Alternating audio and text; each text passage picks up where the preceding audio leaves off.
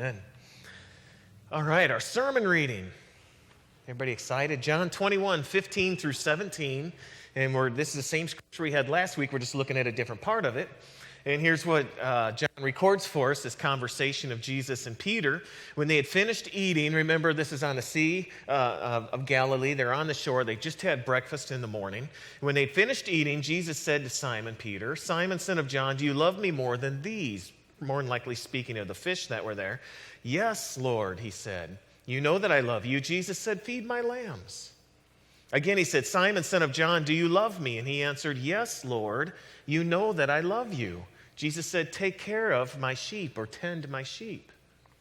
The third time he said to him, "Simon, son of John, do you love me?" Peter was hurt because Jesus asked him for the third time, "Do you love me?" And he said, "Lord, you know all things. You know that I love you." Jesus said, "Feed my sheep." See, we're joining right into the midst of this conversation that Jesus has with Peter. And it's one that changed Peter's life. Remember, Peter is really feeling the weight of his unfaithfulness. He's denied Jesus 3 times. This whole thing seems to be falling apart. He's in kind of complete disillusionment, I would say. And he's in this deep struggle in his own life in the midst of this. And you know, he has surrendered himself to Jesus and this incredible adventure that Jesus started 3 years earlier. But it seems to be all falling apart right now before his very eyes. So Peter's gone back to what he knows what to do, and that's back to fishing. He's out on a boat fishing throughout the night. And last week we started to look at this conversation, and the same question was asked 3 times: "Do you love me?" Now, Peter needed this chance to reaffirm his love for Jesus. And his answer, if you notice, was, "Yes, Lord. Yes, I am so fully yes." And yet the idea was Lord, you see, in saying Lord, he's really recognizing Jesus' ultimate authority in his life and his very surrendered heart. "Yes, Lord, I love you. I love you." But Jesus also uses this time to renew and reassure Peter that although the mission looks different, it's going to be different than what he first thought, it still must be accomplished. It's still moving forward. The kingdom work, the ministry still needs to be done.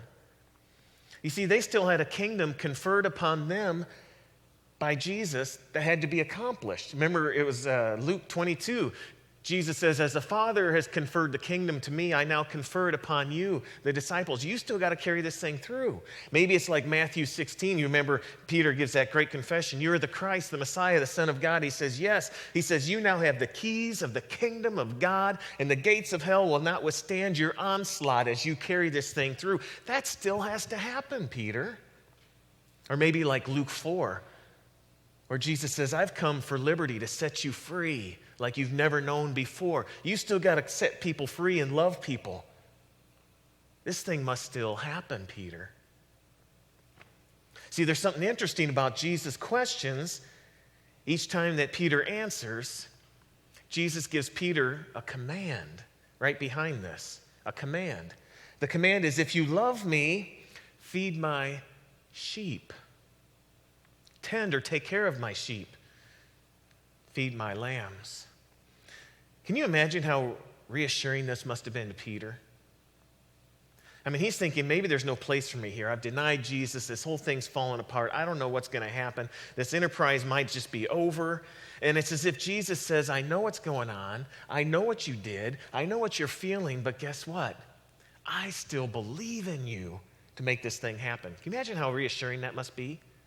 How about that for us, folks? We need confidence in who we are and what's happening here. And I truly believe Jesus says the same thing to us. "If you love me, do the things I've asked you to do." And it's confidence for us. It's motivation for us to go and accomplish what God wants for us to accomplish. See, we're not perfect, just like Peter wasn't perfect. And yet Jesus says, "I still believe in you." And it's through these commands, I think Jesus is not only reinstating Peter as a friend and as a loved one, but as a disciple, someone saying, "I'm declaring you fit for ministry." And I believe he says that for us. And he reminds Peter of the essential calling of what ministry is about. It is to care for. It is to feed. It is to tend. It is to help. It is to love persons.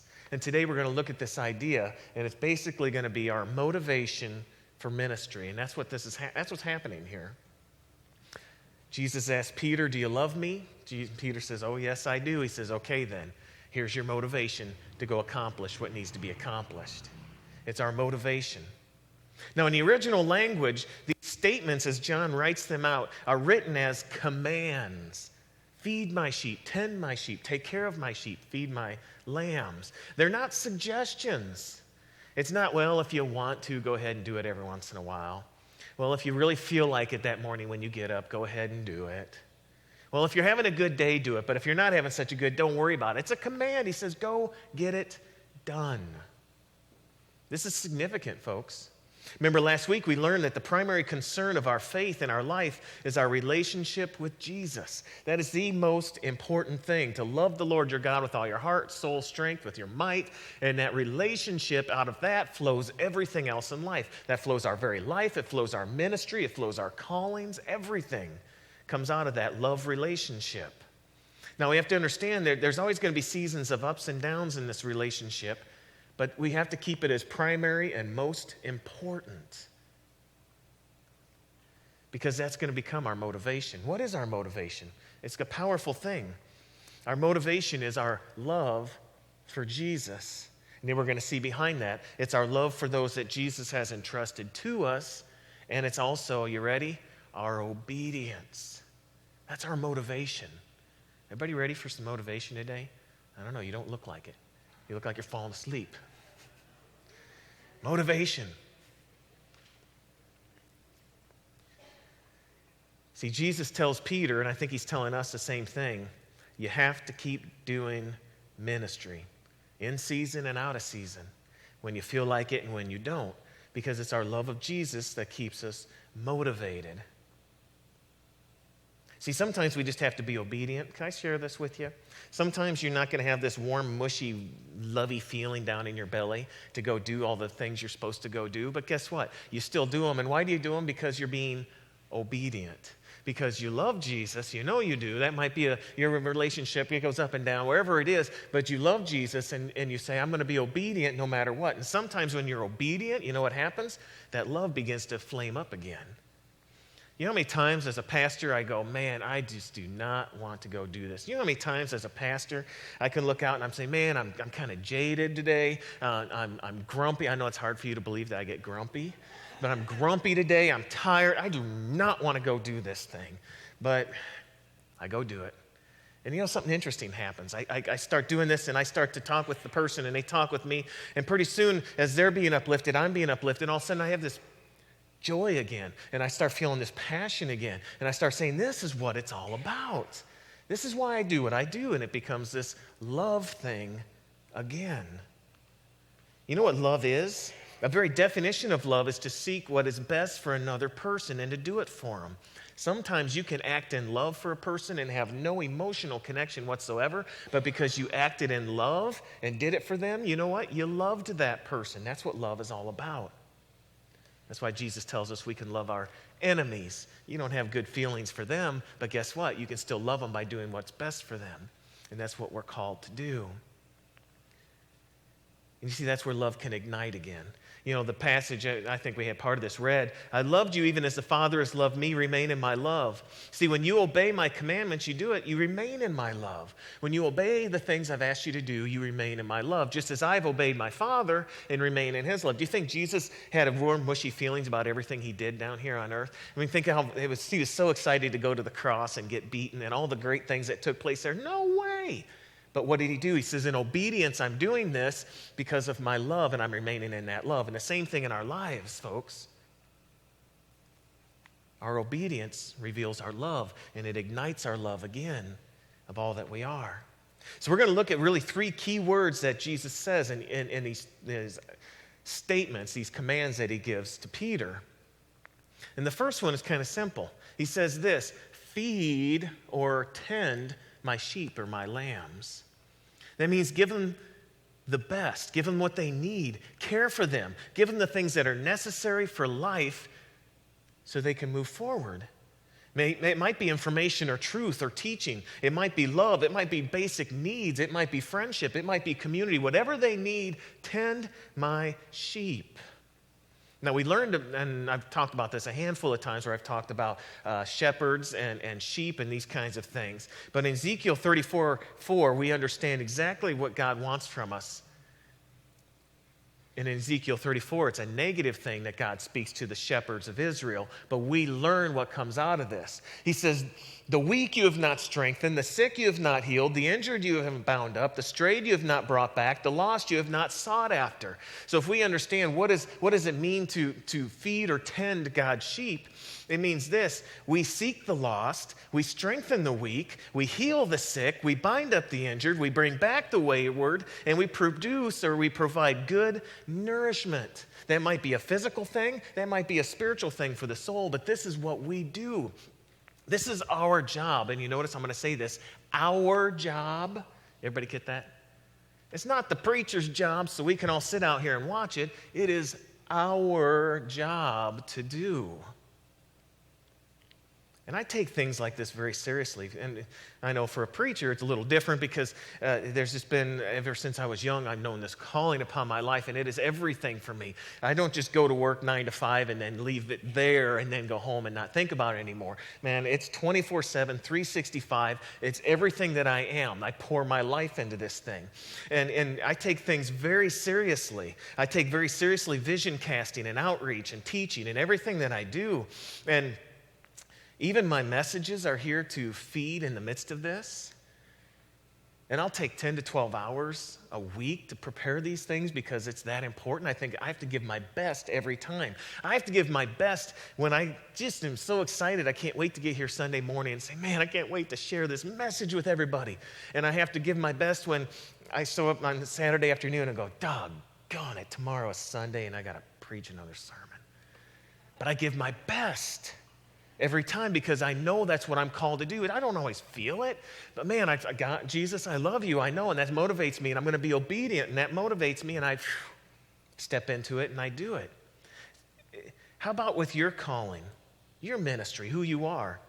Are you giving your best right now to it? Your best, whether you feel it or not. And if you do, that's great. If you don't, why don't you? Maybe what needs to change so that you can give your best to the calling? Is it your time, your energy, your lifestyle? Maybe it's just you need to remember your motivation and find that again. Because I love Jesus and I'm going to be obedient. Number 2, Jesus says not only to feed or tend my sheep, but what he says is feed or tend my sheep. You see, that's possession. Guess what? Belonging to Jesus. Everybody get that?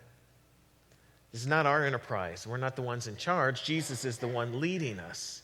Man, what a privilege it is for Jesus to invite us to share in his work. Isn't that amazing? Every one of you. Jesus is inviting you to share in his work. That's amazing to me. It's truly amazing.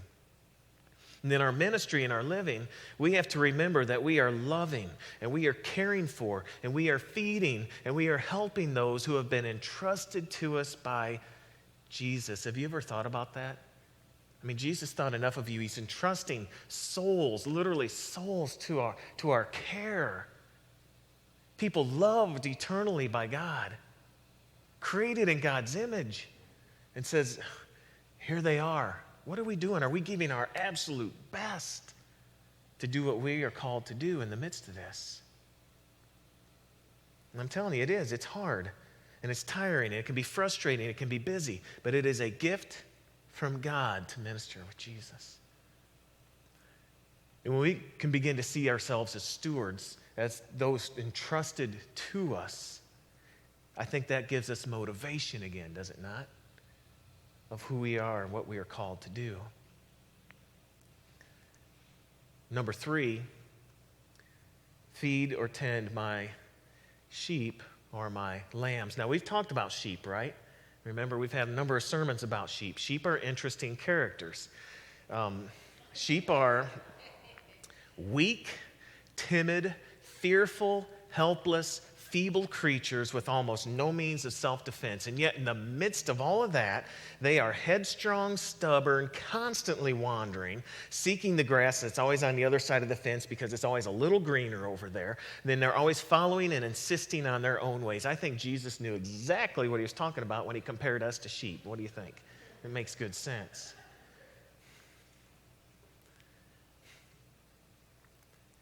See, we are called to care for the sheep, everyone. Those who are just like us and those who aren't just like us. Those who are having everything together and those who don't have everything together. Those who are easy to get along with and those who aren't so easy to get along with.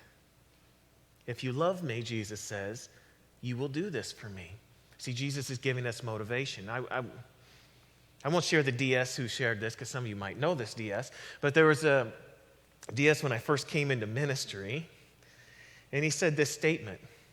He said, you're the pastor of the whole entire congregation, those that you like and those that you don't like. And immediately I thought, as I just was coming out of seminary, I was like, what do you mean don't like somebody? Because I was still in this fairy tale land, that the church was just utopia and perfect, and that the people that are inside of here are nothing like the people outside those walls, right? And when you step in the doors, you hear these angels singing all the time. It's just so beautiful in here, right? And about 6 months into the ministry, I go, ooh, I know exactly what you're talking about now, buddy. Now I get it. But you see, take care of my sheep, feed my lambs. Everyone is a part of this. And you need to do that and take care of them and to love them. Because the reality is this, churches are made up of people who are broken just like me. And we love everybody. In fact, today I joke around and people ask me, they go, so what do you think? How's ministry? Do you enjoy ministry? I said, ministry would be great if it weren't for all the people. But the reality is ministry is all the people. We think of it as being programs and buildings and bank accounts, but the reality is this is ministry. This is what we're here for. Jesus didn't say, build up a good bank statement. Jesus didn't say, build a great building. He said, take care of my sheep. Feed my lambs and take care of them. Because ministry flows out of our love for Jesus, out of our love for people who God has entrusted to us, and out of our obedience. Did I mention that every person was a minister? Everyone. This is us. Everyone. See, Peter, later in life, I think had a chance to reflect in this conversation he had with Jesus. In one of his letters that he wrote, I think he's giving the same advice in a little different way. And this is where we're going to finish today.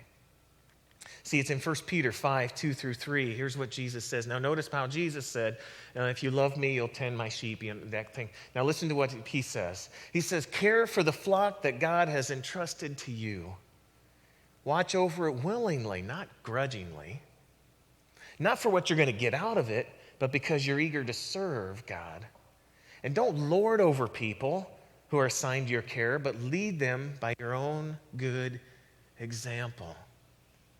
See, number one, because we are willing, not grudgingly because we have to. This is our motivation. Our motivation is that we are willing because we love God, because we love those entrusted to us. We're going to be obedient. We are willing to do it, even if it's hard, even if it's painful. We are going to make this thing happen. We're going to follow through with it. Willing out of that love. Not because you have to, not because you're forced into it, or maybe out of some deep unmet need or brokenness that's driving you. And this is an interesting thing. I spend a lot of time with pastors, just to let you know. There are a lot of broken pastors that are out there who carry out ministry because of unmet broken needs that they have in their own lives. And it's the same thing for us in the church. Why do we do things? Well, it's because we're a workaholic, we're a perfectionist, we're codependent, we're enablers. because we have this desire or need to please other people. We need to seek other people's approval, those who must prove that they can succeed, those who have a need to be needed, those who are atoning for past sins. Any of those ring a bell for anybody out there of who we are? But here's the most amazing thing. This is so great. God works through broken people to minister to others. Isn't that awesome? I mean, look at Peter. You think he had it all together? He was a mess. And Jesus said, I'm still right here with you, buddy. We're going to make this happen, aren't we? Because God works through us. It's an awesome thing. And I truly think God brings healing to us as we minister with God. So the question is, are we willing? What's keeping us from giving everything we have to our ministry or our calling? And I guess now, if I could just do this and just say a great big thank you to everybody here, because I'm always amazed that how much people give and love and share and do as a congregation. And I just want to say thank you, thank you, thank you. I get blown away by your love and your willingness and your service and your giving. And I appreciate it so much. So not only do we do it because we're willing, but we do it out of this love, not for what we get out of it, but just because we're willing to serve, he says. This is our motivation again. You ever met someone who you knew was not going to do anything unless they were going to get something out of it themselves? Yeah, we've all met those people, haven't you? It's always back about me. Of course, Jesus said that we are called to give and expect what? Nothing in return. I'm not supposed to get anything out of this. You know, as a pastor, you could start thinking, oh man, I could do this for material gain, but that's pretty much to televangelist. We don't get that often. I can maybe get career enhancement as I move and jump from church to church, or maybe gratify some emotional need. But you know what I really see, and this pops out all the time, not only in just pastors, but in everyone who's involved in ministry, is we have these things that pop out of us. And see if you've ever seen any of these before. There are people who have a passion to have power. Anybody ever met persons who just had to have the power all the time? A craving for control. They always had to be, I want to be here and head up the church. Why? Because I got to be in control. I got to control this thing. Or a longing for the limelight. I got to be in that limelight. I got to have everybody see me and all the good stuff that's going on. See, that's about our brokenness, folks. We are called to serve out of love and obedience, and not have selfish motives in the midst of us, whether they're conscious, and I'm afraid for most of us, unconscious motives that are drawing us and trying to get things to happen. I'll never forget sitting with Dr. Stephen Siemens, where I got all this information from, in class, and he was talking about pastors and how they just kind of try to jump and move and get to that best church and the best money and the best, all that. It's always that. And he says, you know what you need to do? Get out there to your DS. And what you need to tell them is, I'll go to the worst church you got in the whole district. Send me to Dismal Seepage United Methodist Church, and I will go be there and serve. And I don't even know where it is, but I'm not sure I want to be there. He says, just say, I'll go do whatever.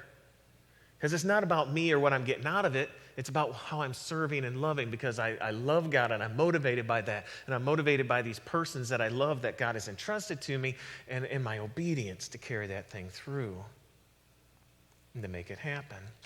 Are we giving our best? Are we giving our best? And finally, last one. He says, not lording over those entrusted to you, but leading by example. I love this picture of leading here. This is what leading's all about, the mission. The leader doesn't sit up on top of the box and crack a whip and say, let's go, get going. The leader's right there in the trenches, pulling and pushing to make it happen. Because if you're trying to lord over someone or control someone or exert power over someone, if you're pushing or forcing, it doesn't work. And ultimately, it truly just shows, I think, more of your own insecurity and lack of understanding than anything else. Are you leading by example? Now, luckily, I don't have any kind of control issues. Now, don't ask Kathy about that. Lucky that there's no kind of control issues in my life, right? No, we all struggle with these things. We all struggle. And yet God is at work in our lives. How are you leading people? Because I'm guarantee you, people are watching. They're watching when times are good and easy. They're watching when times are hard and painful. They're watching your life to see what's going on and how you're leading. It's like 1 Corinthians 11:1, Paul writes this, "Follow my example as I follow the example of Jesus." In other words, Jesus set an example. Now I'm living that example. Now follow my life, because then as I'm following Jesus' example, you'll be following Jesus' example, and that can go on and on and on in who we are. See, this is a great thing. God doesn't wait for us to be perfect or have 100% pure motives and healing before we start to minister. He just says, go do it. Out of your love for me, out of your obedience for me, out of your love for those entrusted to you, go do it. And I know consciously and unconsciously we all have places in our lives that need to be fixed and changed, but I truly believe that God is in the business of refining our motives and healing us body, mind, and spirit. And He's given us a great motivation for ministry. So I'm hoping this morning you can just take a moment or two and think about that motivation for ministry in your life. Is it flowing out of a love of God for us? Is it flowing out of our obedience? What's happening in the midst of it?